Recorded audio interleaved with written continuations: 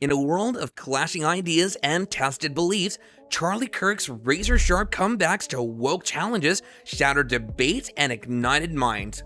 Are you ready to pick a side in these intense and thought-provoking exchanges? More far-right hate groups such as the Proud Boys and stuff like that going for Trump specifically.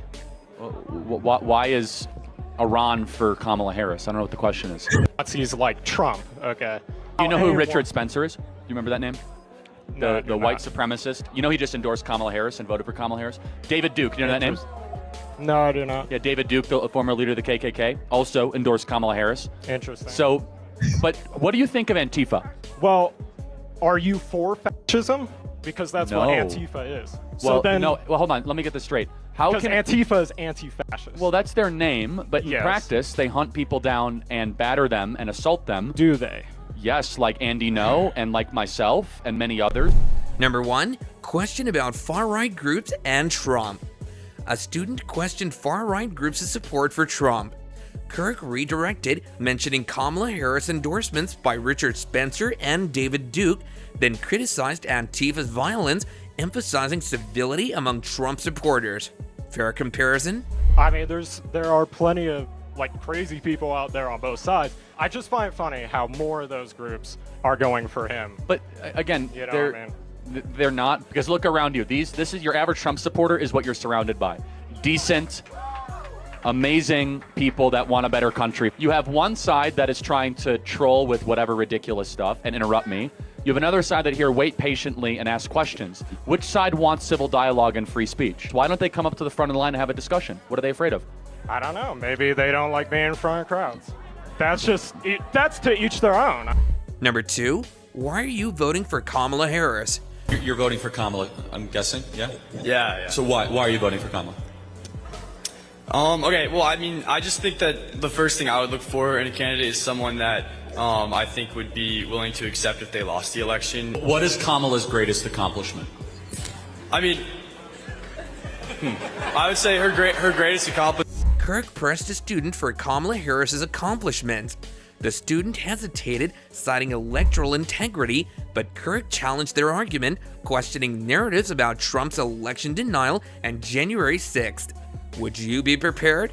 Accomplishments would probably be when she was district attorney, when she was she broke up a bunch of transnational criminal organizations. But again, I was really just asking about Trump University and your opinion because it's relevant to this topic. No, I asked you like the most thanks simple for question. answering. I asked you who you're voting for and why. I don't want to have like a whole 30-minute debate with you. I was just asking a question. Thanks for answering. No, you embodied white dude for Harris Energy. Number 3, racism and disparities in society. That favors a white person but hurts a black person. That's the thing, though, right? Is that it shouldn't be in the law. It's not in our law, but it happens every day. But then where is it? Look around. You see a disparity, so you see a gap, and you scream racism. No, that's not what Yes, I'm no, doing. you know Thomas Sowell, right? Yes. Who is Thomas Sowell? I don't know. Go ahead. Well, hold on. How could you? Discussing systemic racism, a student referenced wealth gaps and biases. Kirk invoked Thomas Sowell, arguing disparities don't equal racism, urging caution in labeling actions as biased. Is this perspective insightful or oversimplified? Go ahead with your point. But okay, it's a great book called Discrimination and Disparities, where he argues that it is an immature view to act, wow, there's a disparity, it must be racism. There are hundreds of other contributing factors. Give me a macro example of racism. The gender wealth, or No, the that's wealth gap. That's It's a disparity. That's not racism. Racism is an action, not a result. You got to show me an action. the causes of those things No. are so deeply ingrained. Like, Then how do I know it when I see it? How do I know racism? When your wife, well, not necessarily your wife, but when someone you know kind of hides their purse when there's a black person there are those tiny little, or you lock the door. All your moms do it. Like, be so for real. But Number 4, religion and abortion. I am religious. However, every one of my political positions is defensible from a non-religious perspective. Okay, great. So I was under the impression that your beliefs on abortion were stemming from your religious beliefs. Well, at the core, that is correct, but I can get that it is defensible from using reason and prudence. So you're not trying to illegalize abortion based on the Bible. My personal conviction comes from the Bible.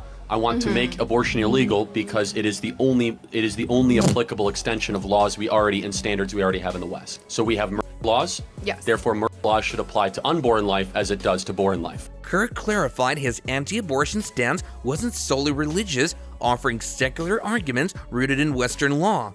The student reconsidered. Can personal beliefs and public policies coexist without infringing on constitutional principles? Charlie Kirk's debates spark thought-provoking dialogue. Whether you agree or not, his comebacks challenge conventional thinking. Share your views, like the video, and subscribe for more intense discussions.